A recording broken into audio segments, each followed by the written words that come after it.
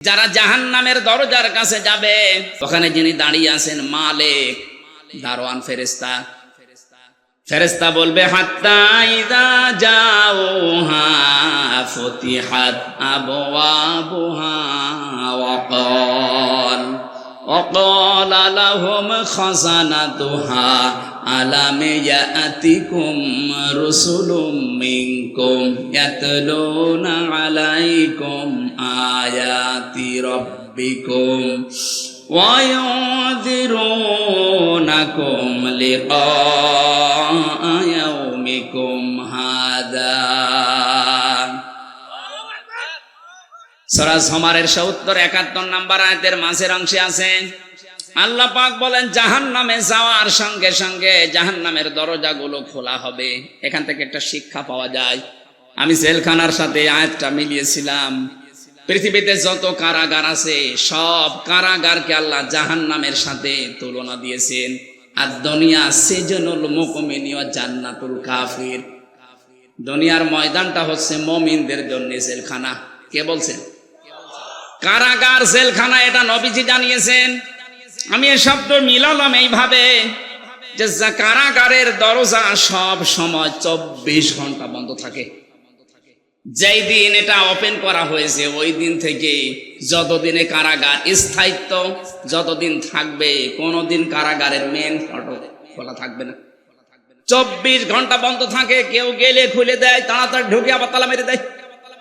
আল্লাহ বলেন জাহান্নামে যাদেরকে নিয়ে আসা হবে, এদেরকে জাহান্নামের গেটে আসার সঙ্গে সঙ্গে গেট খুলে ভেতরে ঢোকাতে দেরি, তালা দিতে দেরি হবে না।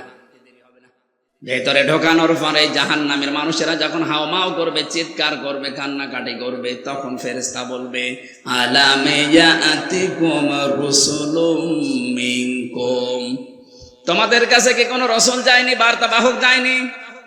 তারা যদি বলে হ্যাঁ আমাদের কাছে মুহাম্মদুর রাসূলুল্লাহ আসেনি, ফেরেশতারা সঙ্গে সঙ্গে বলবে মুহাম্মদুর রাসূলুল্লাহ যায়নি, কিন্তু তার ওয়ারিসরা যায়নি। এই যে আলেম এখন যাদের দেখতে পান এরা নবীর ওয়ারিস। কথা বলে না কেন? আল উলামা ওয়ারাসাতুল আম্বিয়া, নবীরা ঘোষণা দিয়েছেন, বিশ্ব নবী বলেন আলেম যারা এরা নবীদের উত্তরাধিকারী ওয়ারিস। তারা টাকা পয়সা রেখে যায়নি, কিন্তু তারা এলেম রেখে গিয়েছে। যারা এলেম পাবে এবং এলেম অনুযায়ী আমল করবে, কাজ করবে, এই মানুষগুলো নবীর উত্তরাধিকারী ওয়ারিস, নাইবে রাসূল। এই যে রসুলুন বহু বচন দিয়েছেন এই কারণে, হয়তো মুহাম্মদুর রাসূলুল্লাহ কিয়ামত পর্যন্ত থাকবে না, কিন্তু তার উত্তরাধিকারী নায়েব থাকবে না, এখন নেই। আরো জোরে বলেন। তাহলে আয়াতটা মনে করেন আমির হামজা সুলাইমান এদের জন্য। ফেরেশতা বলবে কি তোমাদের কাছে হামজা সুলাইমান যায়নি? ওরা স্বীকার করবে হ্যাঁ গিয়েছিল। তারা কি আল্লাহর এই আয়াতগুলো সম্পর্কে তোমাদের সতর্ক করেনি যে এরকম জাহান্নাম আছে, এরকম শাস্তির একটা জায়গা আছে, এখানে আসলে এরকম ভাবে শাস্তি দেওয়া হয়? যতগুলো জাহান্নামের শাস্তির ধরন আমি পড়েছি, সবচাইতে আশ্চর্যজনক এবং কঠিন আমার কাছে মনে হয় লাজাটা। সূরা মারিজের ভেতরে আল্লাহ আমাদেরকে একটু ইঙ্গিত দিয়েছেন, ওয়ালা ইয়াসআলু হামিমুন হামিমা ইউবাসসিরুনহুম ইয়াওয়াদ্দুল মুজরিমু লাউ ইয়াফতাদি মিন আযাবি ইয়াউমিইযিম বিবানি। সেদিন কোনো বন্ধুকে উপকার করতে পারবে না। মানুষ এমন কঠিন অবস্থায় পড়ে যাবে, সে নিজের আপন সন্তানকে পর্যন্ত বলবে আল্লাহ এটা মুক্তিপণ হিসাবে দিয়ে দিলাম, তুমি আমাকে একটু রক্ষা করো। সাহিবাতিহি ওয়া আখি, তার স্ত্রীকে, তার সাথীকে, তার ভাইকে সে দিতে রাজি হয়ে যাবে। ফাসিলাতিহি আল্লাতী তুবি, এমনকি তার জ্ঞাতি গোষ্ঠী যারা তাকে আশ্রয় দিত, প্রশ্রয় দিয়ে রাখতো, অন্যায় করলেও যারা বাঁচিয়ে দিত, বিভিন্ন ক্ষমতা পাওয়ার, টাকা পয়সা, আইন দিয়ে, তাদেরকে সে বলবে এগুলো দিয়ে দিলাম। আল্লাহ বলবেন না, ওমান ফিল আরদি জামিআ, শেষে বলবে আল্লাহ দুনিয়া যত সম্পদের মালিক ছিলাম, স্থায়ী অস্থায়ী সব দিয়ে দিলাম। সুম্মা ইনজি, এরপরও আমাকে আযাব দাও। এবার ধমক আসবে। আল্লাহ রাব্বুল আলামিন তার বিচারের কাঠগড়ায় এবার একটা ধমক মারবেন, কাল্লা, কখনোই না, ইন্নাহা লাযা, তোর আমি লাজায় দেব। কোথায়? বলেন বলেন। শব্দটা শুনতে যত ছোট মনে হচ্ছে, ব্যাপারটা অত ছোট মনে না। ইন্নাহা লাযা, তোরে আমি লাজায় দেব। বর্ণনা দিচ্ছেন এরপরে লাজা কি জানো? নাযাআতাল লিশাওয়া, এখানে আগে দেওয়ার সঙ্গে সঙ্গে চামড়া খসে যাবে। পৃথিবীতে এমন কোন জায়গা আমার চোখে ধরা পড়ে নাই যেখানে যে ঘরের ভেতরে ঢুকলেই চামড়া খসে যায় না। চামড়া খসানোর কিছু পদ্ধতি আছে, ওগুলো আগে অ্যাপ্লাই করা লাগে, ওগুলো আগে প্রয়োগ করা লাগে, তারপরে চামড়া খসে। আপনি যদি সতর্ক না হন, যেখানে আছেন ওখান থেকে কিন্তু এমন জায়গায় আল্লাহ ফেলবে, উঠতে পারবেন না। এক ছেলে এসে কাঁদছিল বাবার কাছে। বাবা বলছে, এই কাঁদিস কেন, কি হয়েছে? বলছে, আব্বা রেজাল্ট দিয়েছে। রেজাল্ট দিয়েছে কি, কাঁদার কি আছে? পাস করলে না ফেল করলে এটা বললেই তো হয়। ডাক দিয়ে বলছে, আব্বা ফেল করলে তো কথা ছিলাম 5-এ, নামিয়ে দিয়েছে 3। এখন আমার ওই জায়গায় উঠতে আরো 2 বছর লাগবে।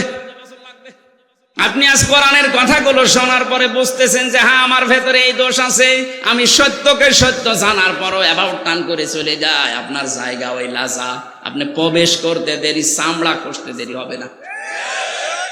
আর একটা কথা আল্লাহ এরপরের আয়াতে জানিয়েছেন, ওয়া জামাআ ফাআওয়া, যারা সম্পদ আদি জমা করে আর বারবার হিসাব নিকাশ করে এবং এটা কি করে সংরক্ষণ করা যায় সেই চিন্তা ভাবনায় থাকে। এই 15.5 বছরে কত কোটি কোটি টাকার মালিক এক একজন হয়েছে। এটা যদি বৈধ পথে উপায় করা লাগতো, কিয়ামতের আগে সম্ভব ছিল না। এক দরবেশী 36,000 কোটি টাকার মালিক। এক কথা বলছেন না কেন? এস আলম গ্রুপ ইসলামী ব্যাংক থেকে 75,000 কোটি টাকা মেরে খেয়েছে। এক একজনের বাবার নামে, মায়ের নামে, মেয়ের নামে, ছেলের নামে, বোনের নামে কত কোটি কোটি টাকা পাচার হয়েছে। আপনি একটু বাইরের দেশে গিয়ে খবর নিয়ে আসেন। বেগম পাড়া হাওয়ায় হয়নি, টাকা দিয়ে বানানো লিখেছি।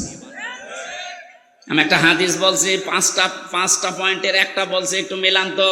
আপনি শুনতেছেন না? শেষ করে দেব। বিশ্বনবী যেদিন নবুয়ত পান, আমি আলেমদেরকে বলছি, নবুয়ত পাওয়ার পরে এসে খাদিজাকে বলেছিলেন, জাম্মিলুনি জাম্মিলুনি, আমাকে ঢেকে দাও, আমাকে ঢেকে দাও, আমি ভয় পেয়েছি। এদিকে তাকান।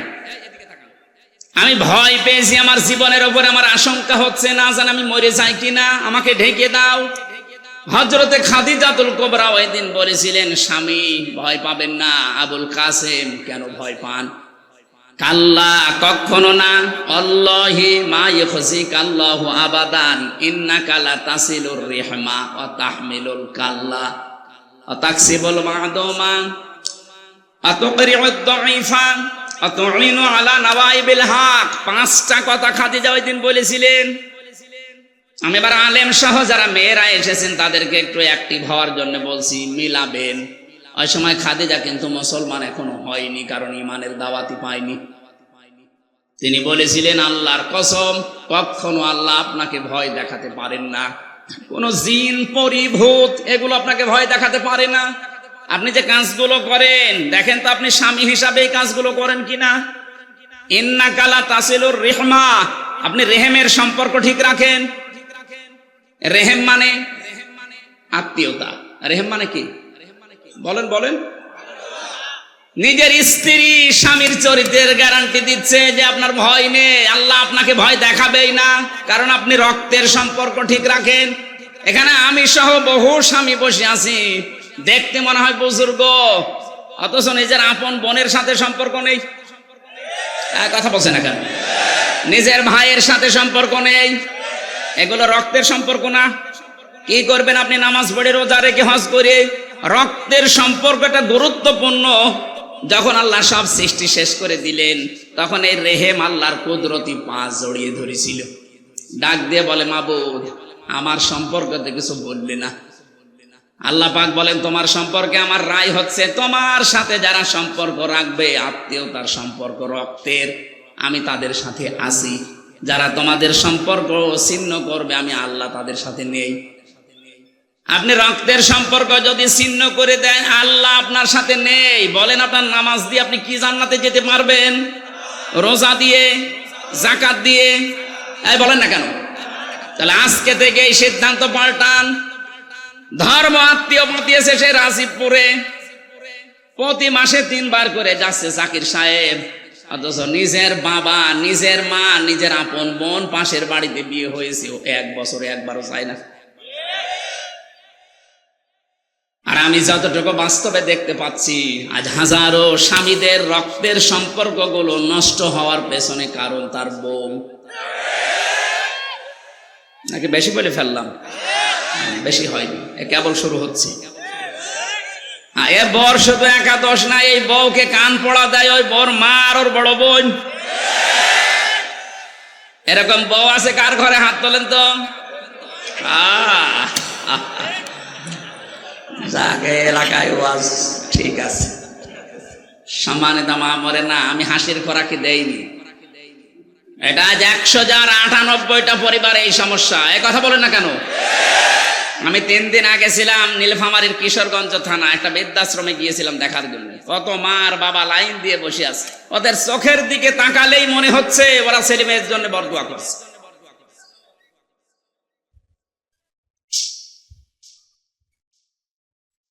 এই ছেলেটার জন্য 25 থেকে 30 বছর ওর মা বাবা শ্রম দিল, আরো বিয়ে করার পরে বউটা এমন 2 দিন পরে পরে বলে আলাদা হয়ে যাও, এ বুড়ি বুড়ার সাথে আমি আর থাকবো না। এই কথাটা শুধু ওই মেয়ের কথা না, ওই মেয়েকে দিয়ে বলাতে বাধ্য করে ওই মেয়ের মা আর ওই বাড়ি থেকে ওর বড় বোনটা। এই জন্য যাদের বড় বোন আছে ওদের বিয়ে করবেন না, তাই বলে সমস্যা হয়ে যাবে। সম্মানিত মা বোনেরা, মনটা উদার করেন। এত ছোট মন কেন আপনার? আপনি কি কিয়ামত পর্যন্ত হায়াত নিয়ে এসেছেন? খুব বেশি হলো না 60-70 বছর আপনি পরে পড়তে করবেন। এই জায়গাটা তখন আপনার বেটার বউ, আপনার ছেলে, এর আপনার নাতিপুতি, তারা এসে চাষ করবে, আপনি কবরে আগুন পাবেন। কারণ পারিবারিক জীবনে রক্তের এই সম্পর্ক একটা অটুট, একটা কঠিন বিষয়। আল্লাহ বলেন যারা সম্পর্ক রাখে না আমি তাদের সাথে কাট করে দিই, যারা সম্পর্ক রাখে আমি তাদের সাথে সম্পর্ক রাখি। এই জন্য যারা আত্মীয়তার সম্পর্ক ঠিক রাখে তাদের আল্লাহ ভয় দূর করে দেয়। যারা ঠিক রাখে না তাদের ভেতরে এখন যত রকমের ভয়। কথা বলে না কেন? কত আত্মীয় স্বজনের আপনি হক মেরে দিয়েছেন, ভয় পাবেন না কি পাবেন? আমি হাদিসটা বলার পেছনে 2 নাম্বার যে পয়েন্ট, এইটা বলার জন্য আনছিলাম। তাকসিবুল কাল্লা না তাহমিলুল কাল্লা। স্ত্রী বলছে, হে স্বামী আপনি ভয় পাবেন না, আল্লাহ আপনাকে কখনোই ভয় দেখাতে পারেন না। জিন, ভূত, পরী, পেতনি যাই বলেন, এগুলো আপনাকে ভয় দেখাতে পারে না, কারণ আপনি মানুষের বোঝা বহন করেন। কি বহন করেন? আরো জোরে বলেন, বলেন। আপনি ঋণের বোঝা বহন করেন, দুঃখের বোঝা বহন করেন, কষ্টের বোঝা বহন করেন, কত রকমের বোঝা আপনি দুনিয়ায় মানুষের বহন করেন, হালকা করে দেন। আপনি ভয় পান কোন কারণে? অথচ যিনি পালিয়ে গেছেন, আমি নাম ধরেই বলছি, কত রকমের বোঝা এই দেশের ওপর উনি চাপিয়ে দিল। বলেন আপনি, এই যে 2780 জন মানুষ এখন হাসপাতালে কাতরাচ্ছে, এগুলো সব তার পরিবারের জন্য, দেশের জন্য বোঝা। কারণ কারো হাত নেই, পা নেই, চোখ নেই, অন্ডকোষ নেই। এই কথা বলছে না কেন? এই ছেলেটা, এই মেয়েটা যারা অসুস্থ হয়ে এখন হাসপাতালে পড়ে আছে, এগুলো তার পরিবারের জন্য বোঝা না, এই সমাজের জন্য বোঝা না, দেশের জন্য বোঝা না। এগুলো দিয়ে গেল যিনি, উনি যদি আগে থেকে এভাবে পালিয়ে চলে যেত তাহলে এগুলো হাসপাতালে যেত না। নবীজি বোঝা হালকা করেন আর এরা বোঝা দিয়ে যায়। অর্থনীতিকে এমন জায়গায় নিয়ে তলানিতে ঠেকিয়েছে, দেশে এখন এত ঋণ, কেউ যদি জন্ম নেয় এখন সেই 1 লাখ টাকা তার মাথার উপরে ঋণ। ঋণের বোঝা আপনি দিয়ে চলে গেলেন, আপনি তো আরামে আছেন, কিন্তু আমরা এখন বাঁচবো কি করে? নবীজি বলেন আমার উম্মত যারা, তারা বোঝা আরো বহন করবে, মানুষের বোঝা দূর করে দেবে, হালকা করবে। আর এমন উম্মত আমরা পেয়েছি আরো বোঝা দিয়ে যায়। সুতরাং যারা মানুষকে বোঝা দিয়ে যায় তাদের অন্তরের ভেতরে ভয় তৈরি করে দেয় কে?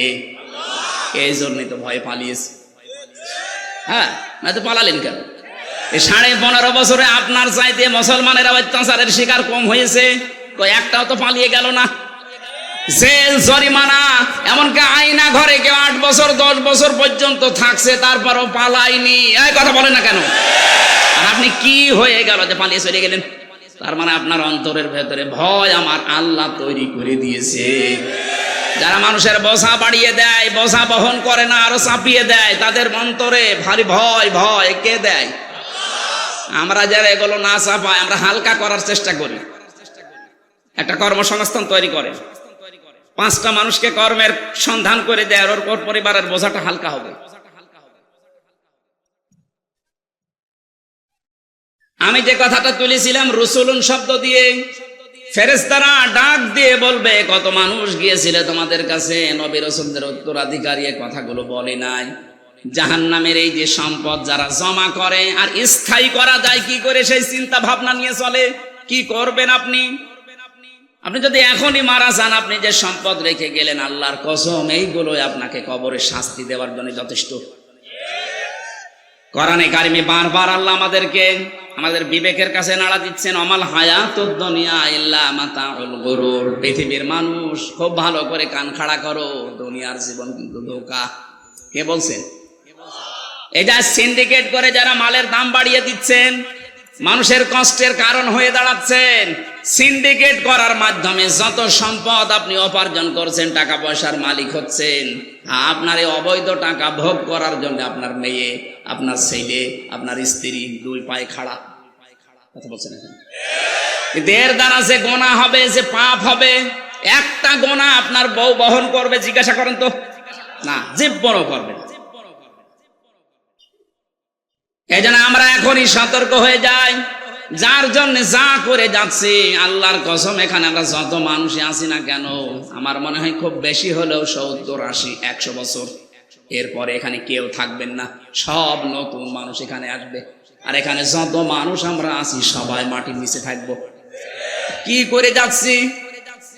একটা বিশাল জীবন পড়ে আছে। ওই জীবনটা নিয়ে বিবেকে একটু নাড়া দেয় না আপনার? ফেরেশতারা ওই কথাটা তখন স্মরণ করাবে এমন জায়গায় যে শুধরাবেন সে সময়ও পাবেন না।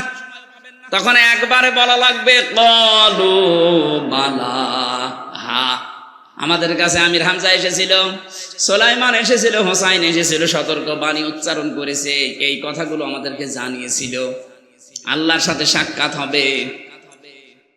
ক্বালু বালা ক্বাদ জাআনা নাযীর ফাকাযযাবনা ওয়া কুলনা মা নাযালাল্লাহু মিন শাই ইলা আখিরি আয়াত। তারা যখন কথা বলতো কোরআনে কারিমের আয়াত দিয়ে, আমরা সামনে পেছনে বসে বসে মনে করতাম, না এ বেটা মিথ্যা কথা বলে, এইরকম কথা আল্লাহ দেয়নি। এরকম ধারণা অনেকের মনে আসে না? এই কথা বলছে না কেন? আমার তো মনে হচ্ছে আল্লাহ মানুষের মনের কথাগুলো তিনি যেহেতু আগেই জানেন, আগে জানিয়ে দিয়েছেন যে এরকম কিছু মানুষ বসে থাকবে, ওরা মনে মনে ভাববে না এইরকম কথা মনে হয় আল্লাহ নাযিল করেনি।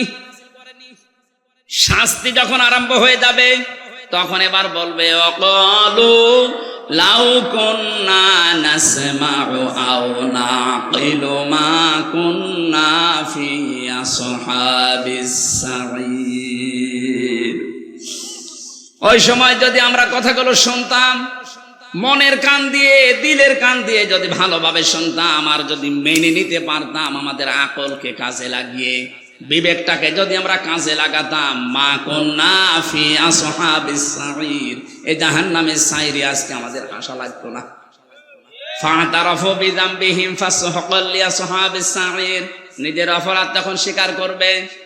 এমন জায়গায় দাঁড়িয়ে স্বীকার করছে যে শুধরাবে সে জায়গা আর পাবে না। প্রশ্ন আমরা যারা পরীক্ষা দেয় দুনিয়ায়, যখন ঘন্টা দেবে তখন প্রশ্নপত্র দেবে, তার 2 মিনিট আগে দেয়। বলেন বলেন, অথচ কি দয়া আল্লাহ আমাদেরকে দেখালেন, কতদিন পরে পরীক্ষা শুরু হবে আগেই প্রশ্নপত্র দিয়ে দিয়েছেন। প্রশ্নপত্র হাতে পাওয়ার পরেও যদি কেউ ফেল করে, ওরে আমার মনে হয় 5 থেকে 3 নামিয়ে দেওয়া দরকার। আমরা কি 5 থেকে 3 নামতে চাই? বলেন বলেন, বিবেক কাজে লাগান ভাই, সময় কিন্তু চলে যাচ্ছে। লাহুম কুলুবুল লা ইয়াফকাহুনা বিহা, তাদের কলব ছিল কিন্তু চিন্তা ছিল না। দুনিয়ার সব কিছু তারা বুঝতো, কিন্তু কোরআনের কথাগুলো না বোঝার ভান করে থাকতো। আলাহুম আয়ুনুন লা ইবসিরুনা বিহা, তাদের চোখ ছিল কিন্তু দেখার পরেও অন্যায়কে না দেখার ভান করে থাকতো। আমার তো মনে হচ্ছে কোরআনের আয়াতগুলো আল্লাহ কেবল এই 24 সালে নাজিল করছে। দেখেন তো এই দেশে বহু মানুষ দেখার পরও না দেখার ভান করে থাকে। পত্রিকার কাগজে, টিভির পর্দায়, মোবাইলের পর্দায় কত কিছু প্রতিদিন ভেসে আসে, দেখে কিন্তু নিজের দলের লোক বলে কিছু বলে না।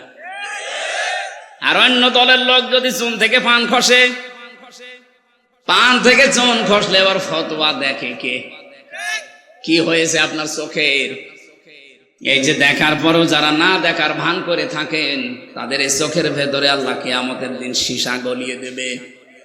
ওয়ালাহুম আযানুন লা ইয়াসমাউনা বিহা, তাদের কান আছে কিন্তু তারা শোনে না। তার মানে শোনার পরও না শোনার ভান করে থাকে।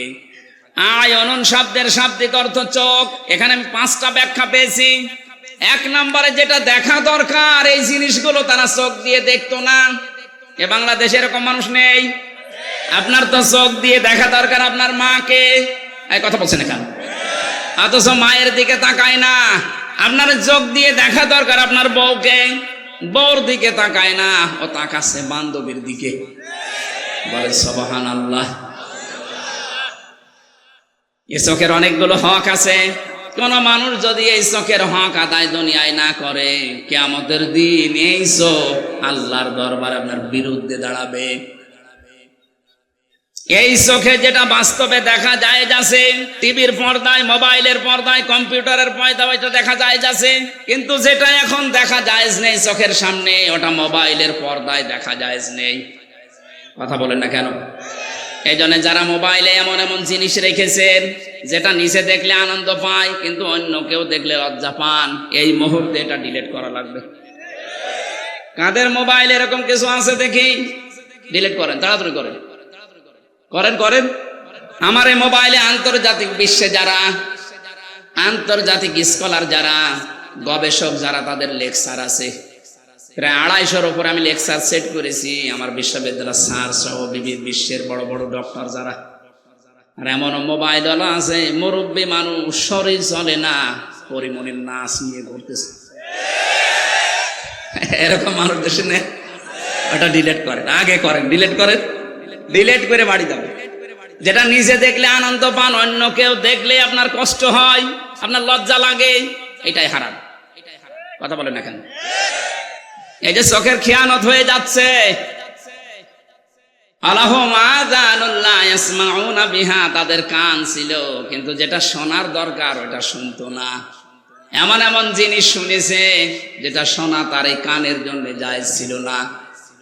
আমরা আশা করছি আপনি কান দিয়ে এমন কিছু শুনবেন যেটা শুনলে কিয়ামতে আপনার পুঁজি তৈরি হবে। ইয়া আইয়ুহাল্লাযীনা আমানু তাকুল্লাহা ওয়াল তানজুর নাফসুম মা কদ্দামাত লিগাদ ওয়াত্তাকুল্লাহা ইন্নাল্লাহা খাবীরুম বিমা তা'মালুন। বলেন আল্লাহু আকবার। ওহে যারা ঈমানের দাবি করো, আমাকে ভয় করো। প্রতিটি ঈমানদারের উচিত, প্রতিটি নফসের মানুষের উচিত এই যে আগামী দিনের জন্য তার প্রস্তুতি কেমন আছে এটা যেন সে নজর করে দেখে। আল্লাহ কিন্তু এখানে নাজারা দিয়েছেন, রোয়া দেননি। রোয়া মানেও দেখা, কিন্তু রোয়া মানে চোখ দিয়ে দেখা, আর নাজারা মানে গবেষণা করে দেখা।